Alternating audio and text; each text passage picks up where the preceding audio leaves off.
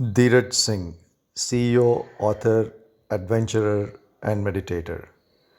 Dhiraj has successfully established and led several startup businesses. He is currently CEO at SIS Group, a leader in the business support services with about 250,000 people on its rolls.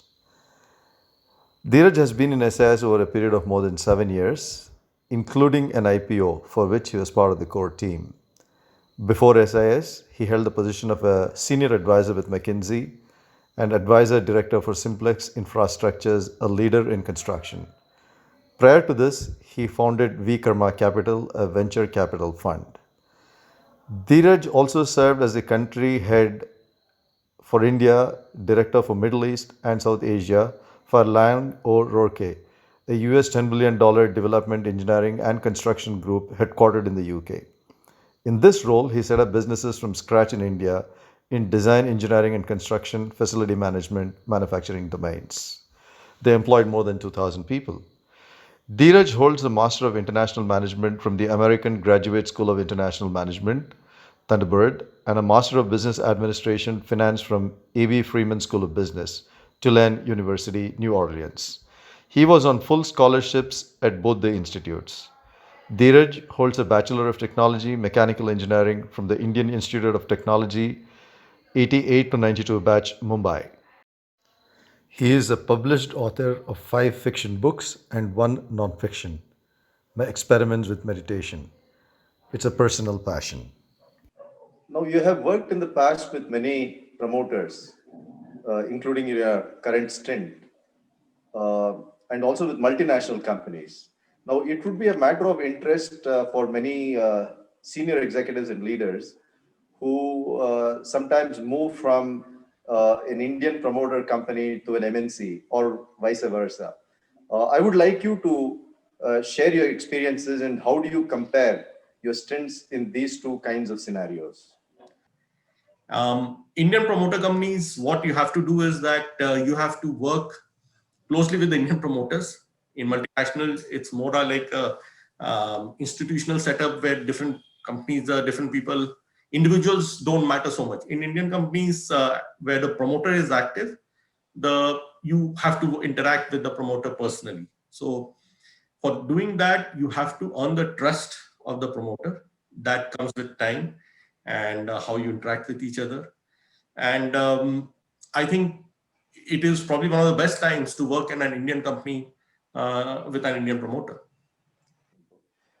What do you really have to say about, especially on issues of decision making, strategy building, where the promoter is also directly involved in the business?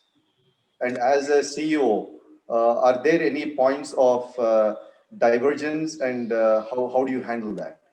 Yes, very good question, and it is one of the issues that can come up in any Indian promoter company having a professional CEO. First and foremost, the trust and the personal relationship between that Indian promoter and the CEO and the professional management is very, very essential, right? Which is also kind of fairly embedded in our Indian ethos as a society and as a culture. I think Correct. relationships always kind of come to the forefront. Absolutely. Without that relationship, if you can't, I mean, travel in an airplane for 3 hours together, sitting next to each other, or you can't have a couple of beers together, or families can't meet together, then it's difficult from a relationship perspective. Yeah. What helps is that you define the specific areas that the promoter will take more active interest. Typically, it is related to investor calls and analysts and shareholder issues, Yeah. strategic issues, capital fund allocations. Um, and then you define what the professional management or the CEO would operate more in. As the CEO professional, it helps a lot that you keep the Indian promoter who's involved regularly informed. Yeah. So when you respect that exchange of information, when you trust each other, have that relationship with each other, define the boundaries in an overall basis where you operate in, I think once it starts working, then it becomes an automatic approach.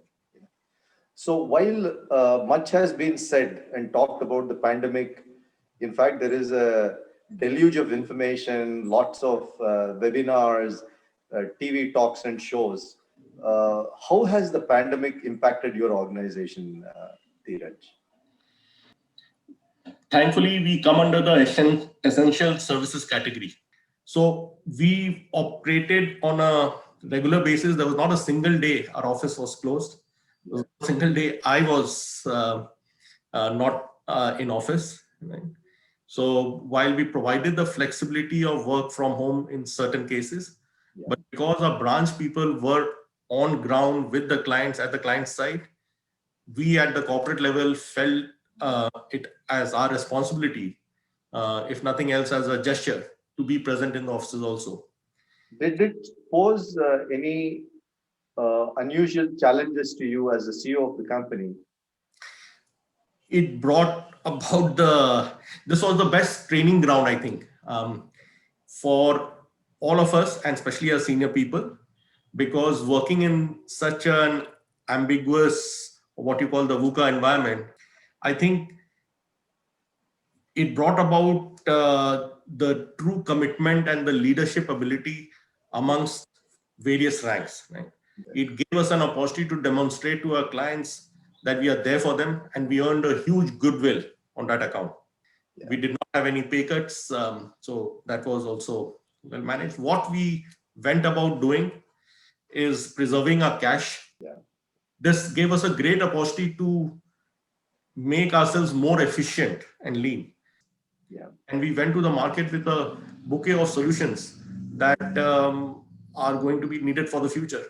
All in all, I think it might have put us back by 6 months or so, but medium term has given us far more opportunities. Any insights that you would like to offer to CXOs in this kind of scenario? How do CXOs really kind of shape up and become effective and really do what is meaningful? Yeah, as a start, read my book, My Experiments with Meditation, but that's on a lighter note. Yeah. On a more serious note, I think I would say keeping one's mental strength and mental stress levels under control is very important, because your people cannot see you being as someone who's vulnerable or weak or indecisive. So you got to make sure that you come across very strongly in your physical appearances as well as mentally. Right? So that means taking care of your own self. The second is you got to communicate as much as possible. In such times, over communication is better than under communication. The other part is very quickly get down to the drawing board of how the supply chain is getting affected, how the demand side is getting affected, right? How your capital side is getting affected, and very quickly come up with a short-term and medium-term plan for how you can address and then leverage the opportunities from this. Great. So, which brings us to the value system of CX or a CEO. What are the thoughts that you'd like to offer around these, but more at a very individual and personal level? So, on a skills basis, I call it as SOP. As a CXO, I think sales, operations, people, these are the three key pillars. Yeah. When you say sales, it's about commercial, it's about deal making, all of it. Yeah. People part, I think no CXO, even in a technology-based business, can afford to have no people skills, right? So people skills are. Yeah. As a leader in general, it's important that your people trust you, see you bringing value to them, something that is more exceptional in certain areas, right? See you as a role model, see you as a very strong communicator. Yeah. Somebody who can see the way forward. Right. And you have to be accessible. I think a lot of the CXOs, in my view, make the mistake of trying to be the aloof in that corner room office, but you've got to be more accessible to your people. and feel the pulse of your business. So, Dheeraj, you have been recognized as a successful CEO and adding value to organizations that you've worked in. Uh, what has been some of your unique experiences and any transformational moments? So in terms of the work part, I would say I'm very happy. I mean, I'm very privileged to have worked in different industries. And I've worked in situations where I built businesses from scratch, ground up, and at least two businesses that have achieved market leadership position in India. So that makes me feel good. Right from school days, I learned to be to take initiatives on my own. Right, I was always a self-starter in a way. Right? I was also a rebel, which sometimes was good and bad both for work.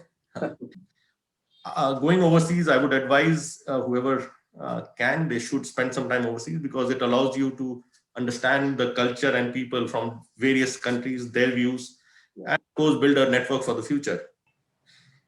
The life, I mean, it's a miracle in some ways. I keep saying to my friends. So I kind of see a somewhat spiritual kind of a bent of thought process or approach here. So again, I mean, how do you? There are references you've also made of this in your book, which I've read on meditation. So how do you define the soul? What is your interpretation? So I don't know what soul is, but soul is something that is different from what your mind is, what your body is. It is what defines you as you, right? So that unique you factor is that soul. Right. But in today's environment, I think the IQ, intelligent quotient, and the EQ, the emotional quotient, is well expected of a leader. But the third dimension is the SQ, the spiritual quotient. Yeah. That gives you that inner strength, that faith, the ability to fight back, the ability to come back from crisis. Yeah. And I think it's helped me a lot. And I strongly look for any candidate, in any candidate, the SQ part also. And that is what the vibe is, that aura, that vibe. There is actual science to it. I mean, how that aura comes across. Yeah. And, yeah, those are some of the things. I'm sure, like you would, if you meet any person or a candidate very soon, and I think there are some research that within 20 seconds you come to know whether you are going to hire that person. Sure. Any individuals who have had major influence in your life, the way you have grown, the way you have been as a leader, personally, at a personal level, at a level of having interacted with them? Right. I think one person I definitely would attribute a large part of my success is my wife, who took care of all my other headaches, allowing me a lot of time for my work, for my writing, everything else. Yeah. So I would definitely put her as one of the top. All the promoters that I've worked with, they have brought very, very unique skills and qualities and traits that I've learned from. Friends, I have a very close-knit group of friends from school as well as from IIT. And I think they are the ones who keep you grounded. Yeah. So the other part is as much stress you are in, just getting on with friends can very quickly help you feel much more relaxed. Wonderful. Nice to know. Yeah. I'd like to hear something about the books that you have authored, Dhiraj. Because I've written both fiction and the latest work, which is on meditation, which is a non-fiction work. Correct. So I'll start with the non-fiction part, which is what people expect from somebody like me. It's a book on meditation called My Experiments with Meditation. Yeah. And it started when I saw the mental stress that is happening during the Corona period. Mm-hmm. And I could see all across the world that people are suffering probably more from the mental trauma that's coming with this environment, Yeah. the actual virus. And I also, for a fact, know that in future this will be one of the biggest challenges for humanity, Yeah. as well as for the healthcare, taking care of the mental challenges that will come with the stresses that will be there in the future. And personally, over a couple of decades, I've been practicing medicine on and off, and now on a regular basis. And I've seen how it's helped me overcome definitely a couple of crises. So I have tried in this book to explain in a very simplistic manner, but keeping it interesting with a lot of personal anecdotes and experiences and a tip of humor. As a corporate person also, how you can benefit from it. So could this also be like a beginner's guide? Yeah, I mean, in a way, it's a beginner's guide, but there are a lot of uh, other philosophical and science-related thoughts that I've added to it, which makes it more than a beginner's guide. So even an experienced person in meditation would enjoy this and probably learn something a little more than what they would probably now. And when did you start your journey into meditation? When did it all start? Um, Actually, at the Art of Living Center in Bangalore almost 2 decades ago, Yeah. that was when I started. After that, I've been exploring. I've traveled in the Himalayas forest side, and I've met some gurus and how they do what they do. Very interesting. Yeah. I've read a lot about what meditation is, different people have been doing. It also brings me to some of these frameworks that you have designed and mentioned in your book. Uh, I think you've talked about a BEEB. Yeah, so the B is about the WhatsApp groups, what happens in the WhatsApp groups. Not just the youngsters, but all kinds of people spend a lot of time on social media, be it on Facebook or especially WhatsApp. Right. So I don't know why they call it social media because I don't see much social about it. It's become a platform for showing your strong sentiments towards particular aspects, which is often confrontational. It is often being that you have to portray yourself in a certain way, Yeah. which leads to again envy in many people. It is leading to the growth of that big bad E, as I call it, the ego. Okay. Your ego of whether you get your likes or you don't get your likes, and how many people appreciated you, etc. So I think it's bringing far more torment mentally again. In my view, it's a great cause of stress because their their interactions are now largely limited to the social platform, and they start seeking their endorsement, their support from the social media, which is not an accurate platform to do that. Yeah. I think it is something that the whole society needs to be a little cautious of. Yeah. I have 5 other published fiction books.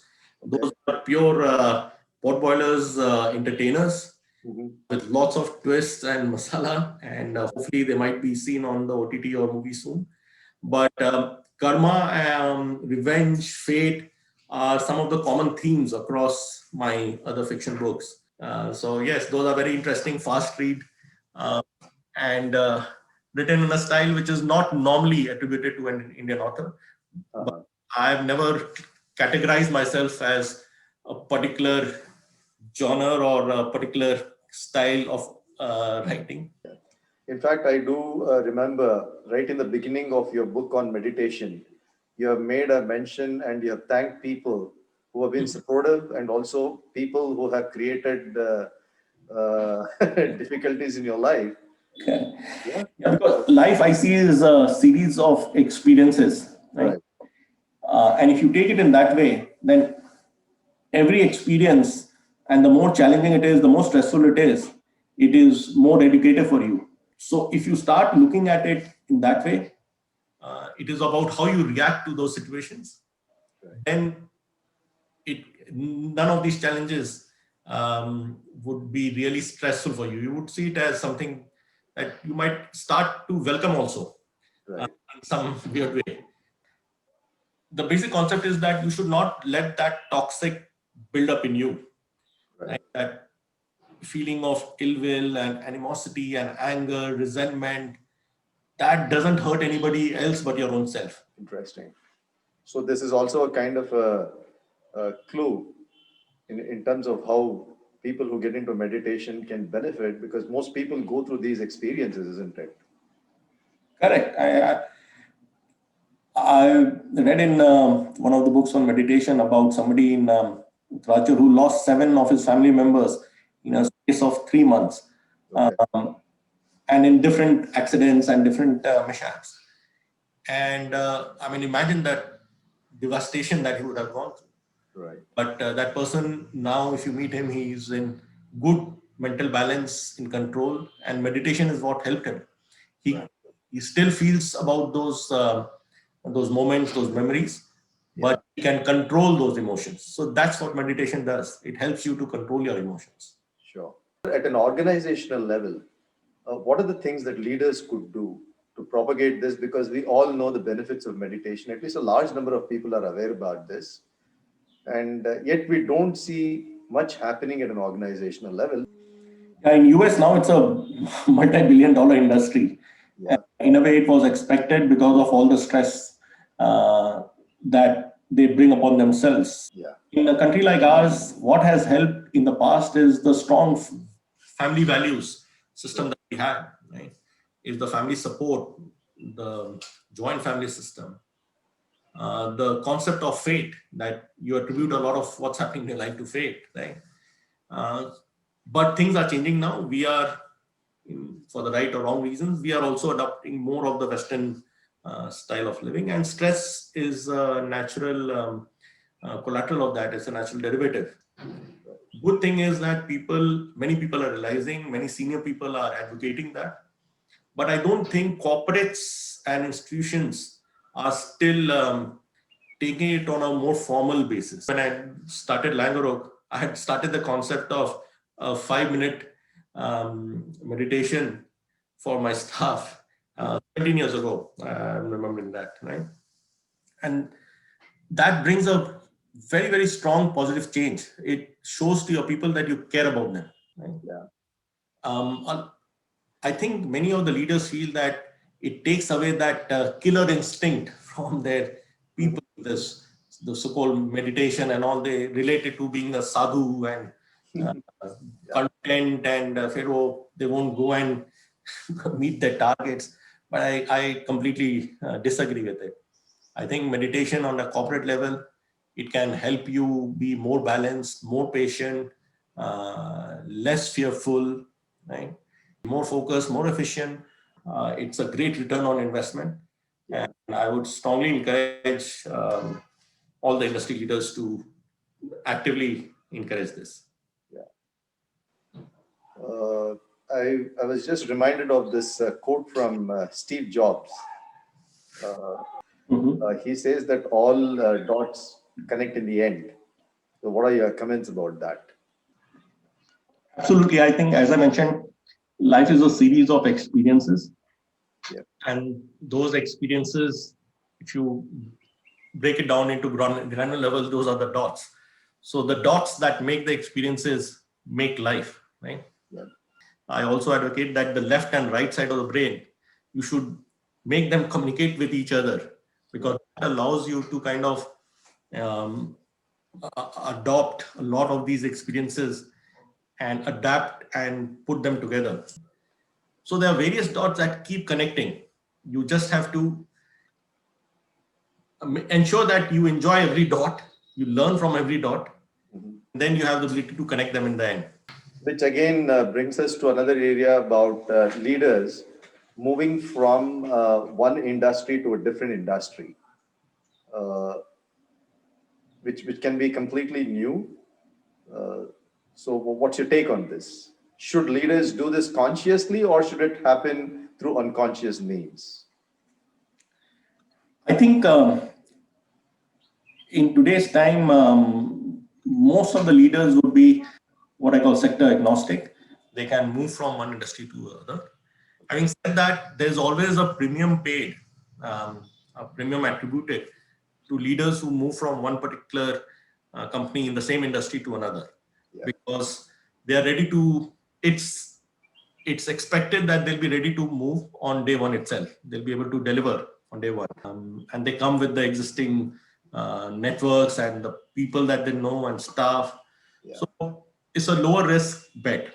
What I personally believe is that you should carry your skills that you learn from a particular industry, Yeah. other industry. Sure. So thank you so much, Dhiraj, for all the learnings, experiences, and insights that you have offered. No, Any kind of a closing message that you would like to share with the viewers, and especially on creating personal success, running organizations, and so on? I like to address the people who are starting their careers or in the early stage of careers, because I'm sure the more experienced ones are as experienced or more experienced than me. I don't want to dare to give them my advice. But for the newcomers, I would say that um, stick to a job, bring passion to it, learn from it. Don't look for shortcuts. Mhm. Think like a rebel sometimes within the organization structure. Don't make it too complex. Sometimes simple things can be best. And enjoy life and believe in miracles. Yeah. Thank you so much. It's been a pleasure, Meru. Thank you so much for it. Thank you, Dhiraj.